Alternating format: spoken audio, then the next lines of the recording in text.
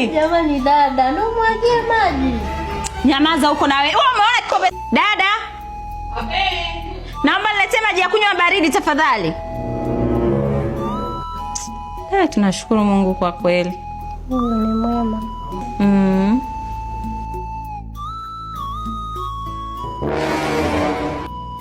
Yaani wewe unalekea maji kwenye kikombe cha plastiki?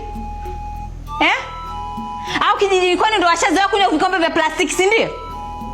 Hivi wananichukuliaje lakini? Jamani dada, numwagie maji.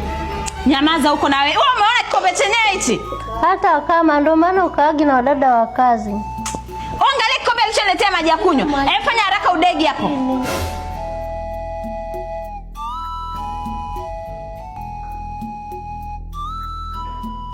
Haraka.